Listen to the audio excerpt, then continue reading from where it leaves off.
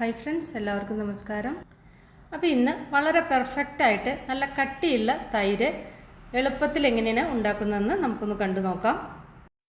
അപ്പോൾ ഈ വീഡിയോയിൽ പറയുന്ന ഒരു 1-2 ടിപ്സ് ഒന്ന് ശ്രദ്ധിച്ചാൽ മാത്രം മതി. എളുപ്പത്തിൽ നമുക്ക് നല്ല അധികം പുളിയൊന്നും ഇല്ലാത്ത നല്ല ടേസ്റ്റുള്ള തൈര് നമുക്ക് ഉണ്ടാക്കാം. അപ്പോൾ നമ്മുടെ ചാനൽ ആദ്യമായിട്ടാണ് കാണുന്നതെങ്കിൽ ഒന്ന് സബ്സ്ക്രൈബ് ചെയ്യാനും ഫോളോ ചെയ്യാനൊന്നും മറക്കണ്ട. അപ്പോൾ ഞാനിതിൽ പറയുന്ന ഓരോ കാര്യങ്ങളും നോട്ട് ചെയ്യണം കേട്ടോ. അപ്പോൾ ആദ്യം വേണ്ടത് നല്ല അടികട്ടിയുള്ള ഇതേപോലൊരു ചെരുവാണ്. ആ ചെരുവ് ഒന്ന് നന്നായിട്ട് കഴുകിയെടുക്കണം. കഴുകി വെച്ചതാണെങ്കിലും ഒന്ന് നനയ്ക്കണം, അതായത് ഉള്ളിലൊരു നനവ് ഉണ്ടായിരിക്കണം. അപ്പോൾ കഴുകി വെച്ച ചെരുവാണെങ്കിൽ കുറച്ച് വെള്ളം ഒഴിച്ചിട്ട് ഒന്നും കൂടി ഒന്ന് കഴുകിയെടുത്താൽ മാത്രം മതി. അപ്പോൾ ഇവിടെയൊക്കെ കിട്ടുന്ന പാക്കറ്റ് പാൽ വെച്ചിട്ടാണ് ഞാൻ ഉണ്ടാക്കുന്നത്. അമൂലിൻ്റെ കൗ മിൽക്കാണ്. അപ്പോൾ ഇതിലുള്ള ഫാറ്റ് കണ്ടൻറ്റ് എന്ന് പറഞ്ഞാൽ 4% ആണ്. ഇത് നന്നായിട്ടൊന്ന് ഷേക്ക് ചെയ്യുക, അതായത് ഇതിൻ്റെ ഉള്ളിലത്തെ ആ ഫാറ്റ് അവിടെയും ഇവിടെയൊക്കെ പറ്റി പിടിച്ചിട്ടുണ്ടായിരിക്കും, പ്രത്യേകിച്ച് നമ്മൾ ഫ്രിഡ്ജിലൊക്കെ വയ്ക്കുമ്പോൾ. അപ്പോൾ നന്നായിട്ട് ഷേക്ക് ചെയ്തതിൻ്റെ ശേഷം മാത്രം ഈ അടികട്ടിയുള്ള ഈ പാത്രത്തിലേക്ക് ഒഴിക്കുക. ഞാനിപ്പോൾ 1 ലിറ്റർ പാലാണ് എടുത്തിരിക്കുന്നത്. ഫാറ്റ് അല്ലെങ്കിൽ പാട മാറ്റാത്ത പാൽ കൊണ്ട് തൈര് ഉണ്ടാക്കുമ്പോഴാണ് നല്ല കട്ടിക്കുള്ള തൈര് നമുക്ക് ഉണ്ടാക്കിയെടുക്കാൻ പറ്റുള്ളൂ. എന്ന് വെച്ച് ടോൺഡ് മിൽക്ക്, അതായത് പാട മാറ്റിയിട്ട് ഫാറ്റ് മാറ്റിയിട്ടുള്ള പാൽ കൊണ്ടും നല്ല തൈര് ഉണ്ടാക്കിയെടുക്കാം. നമ്മൾ ആ കട്ടിയുള്ള തൈരുണ്ടാക്കുന്ന അതിനൊക്കെ കുറച്ചൊരു കട്ടി കുറവുണ്ടാവുമെന്ന് മാത്രമേ ഉള്ളൂ. പക്ഷേ തൈരൊക്കെ നല്ല സൂപ്പർ തൈര് തന്നെയായിരിക്കും. ഇനി ഇത് തിളയ്ക്കാൻ വേണ്ടി വെക്കാം. ഇത് ക്യാമറയുടെ എന്തോ ചെറിയൊരു പ്രോബ്ലം കാരണം കേട്ടോ കളറൊന്ന് മാറിപ്പോയത്. ഇതിനി ഹൈ ഫ്ലെയിമിൽ വെച്ചിട്ട് ഒന്ന് തിളയ്ക്കട്ടെ. തിളയ്ക്കുന്നത് വരെ ഇത് തുടർച്ചയായിട്ട് ഇളക്കിക്കൊണ്ടേയിരിക്കണം, അല്ലെങ്കിൽ അതിലുള്ള പ്രോട്ടീൻ മുഴുവൻ അടിയിൽ ചെന്ന് പിടിക്കും. അപ്പോൾ നമ്മൾ സാധാരണ വീട്ടിൽ പാല് കാച്ചുമ്പോഴൊക്കെ നിങ്ങൾ ശ്രദ്ധിച്ചിട്ടുണ്ടായിരിക്കും, അടിയിൽ ഇങ്ങനെ വല്ലാതെ പിടിച്ചിരിക്കുന്നത്. അതില്ലാതിരിക്കാൻ നമ്മൾ പാല് കാച്ചുന്നതിൻ്റെ മുന്നേ അടികട്ടിയുള്ള പാത്രത്തിൽ കുറച്ച് വെള്ളം ഒഴിച്ചിട്ട് അതിലേക്ക് പാൽ ഒഴിച്ചിട്ട് തിളപ്പിച്ചാൽ മതി. അങ്ങനെ ആവുമ്പോൾ അടിയിൽ ഇങ്ങനെ ആ പ്രോട്ടീൻ ചെന്നിട്ട് പറ്റി പിടിച്ചിരിക്കില്ല. അപ്പോൾ അതാ പാല് നന്നായിട്ട് തിളച്ചു വന്നു. ഇത് തുടരെ ഞാൻ ഇളക്കിയിട്ടുണ്ടായിരുന്നു, അപ്പോൾ അത് ശ്രദ്ധിക്കണം. അങ്ങനെ നമ്മൾ തിളയ്ക്കാൻ വേണ്ടി വെച്ചിട്ട് വേറെ എവിടേക്കെങ്കിലും പോവുകയൊന്നും ചെയ്യരുത്. ഇനി ഇത് ലോ ഫ്ലെയിമിൽ വെച്ചിട്ട് 5 മുതൽ 8 മിനിറ്റ് വരെ തിളപ്പിക്കാം. നല്ല ഫാറ്റുള്ള പാലൊക്കെ ആണെങ്കിൽ ഒരു 5 മിനിറ്റ് തിളപ്പിച്ചാൽ മതിയാവും. അല്ല കുറച്ച് ഒരുവിധം അങ്ങനെ ചെറിയ രീതിയിൽ ഒരു മീഡിയം രീതിയിൽ ഫാറ്റുള്ളതൊക്കെ ആണെങ്കിൽ ഒരു 8 മിനിറ്റ് വരെയൊക്കെ തിളപ്പിക്കാം. ഞാനിപ്പോൾ ഇത് എന്തായാലും ഒരു 8 മിനിറ്റ് വരെ ലോ ഫ്ലെയിമിൽ തിളപ്പിച്ചിട്ടുണ്ടായിരുന്നു. അങ്ങനെയാകുമ്പോൾ അതിലത്തെ കൂടുതലുള്ള ജലാംശമൊക്കെ ഒന്ന് കുറഞ്ഞ് പാലിനൊരു കട്ടി വരും.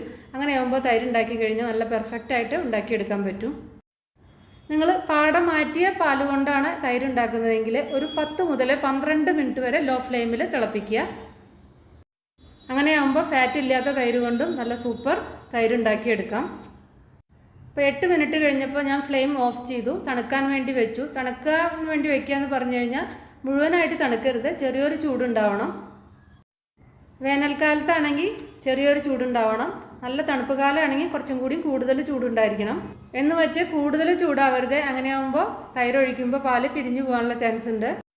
ഇനി ഇതിലേക്ക് ഉറ ഒഴിക്കാനുള്ള ഉറയാണ് ഞാൻ എടുത്തിരിക്കുന്നത്. അപ്പോൾ ഈ ഉറ നല്ല കട്ടി തൈര് തന്നെ ആയിരിക്കണം. അപ്പോൾ ഈ തൈര് ഉപയോഗിക്കുമ്പോൾ ഞാൻ പറയുന്ന ഈ പോയിൻറ്റ്സ് നിങ്ങൾ എന്തായാലും ശ്രദ്ധിക്കുക. നല്ല ഫ്രഷ് ആയിട്ടുള്ള തൈര് തന്നെ ഉപയോഗിക്കുക. ഫ്രിഡ്ജിൽ വെച്ച തൈരാണെങ്കിൽ റൂം ടെമ്പറേച്ചർ ആവുന്നവരെ വെയിറ്റ് ചെയ്യുക. പിന്നെ അധികം പുളിയില്ലാത്ത തൈര് ഉപയോഗിക്കുക. വല്ലാതെ അങ്ങനെ പുളിച്ചു പോയ തൈരൊന്നും ഒരിക്കലും ഇതിന് ഉപയോഗിക്കരുത്.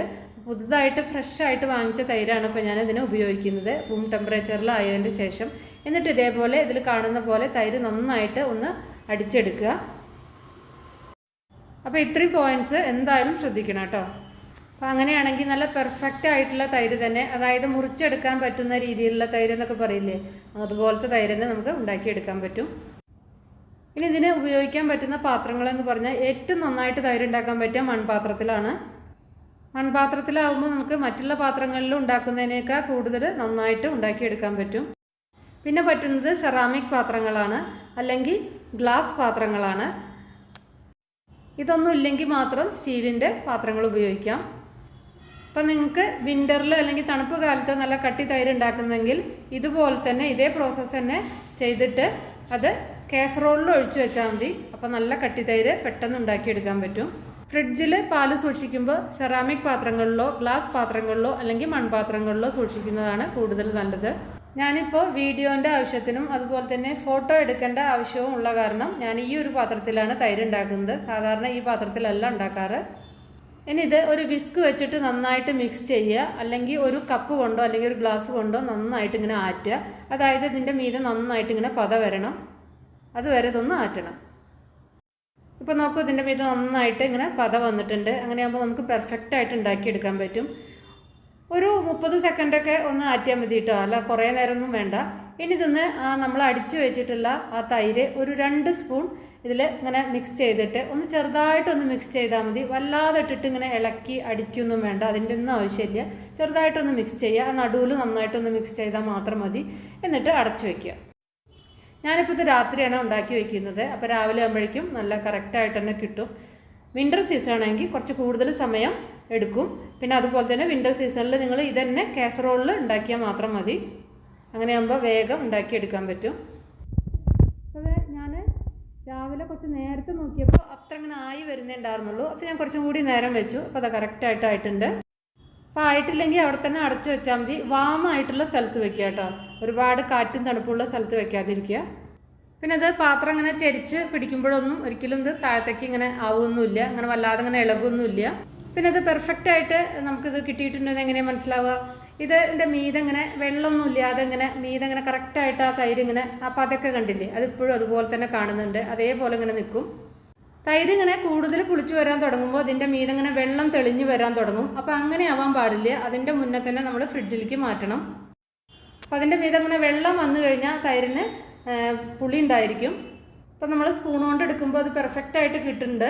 പിന്നെ അതിലിങ്ങനെ വെള്ളമൊന്നും ഇങ്ങനെ ഊറി വരുന്നില്ല, കണ്ടില്ലേ, നല്ല കറക്റ്റായിട്ട് തന്നെ കിട്ടിയിട്ടുണ്ട്. ഇങ്ങനെ കിട്ടുന്ന കട്ടി തൈരിന് ഇവിടെയൊക്കെ പറയുക മീഠാ ദഹി എന്നാണ്. അതിൻ്റെ അർത്ഥം പഞ്ചസാര ചേർത്ത തൈര് എന്നല്ല, അതായത് നല്ല പെർഫെക്റ്റായിട്ട് നല്ല ടേസ്റ്റുള്ള തൈര് എന്നാണ് അതുകൊണ്ട് ഉദ്ദേശിക്കുന്നത്. അപ്പോൾ ഇനി നമുക്ക് വേറെ ഈസി റെസിപ്പി വീണ്ടും കാണാം. Thank you.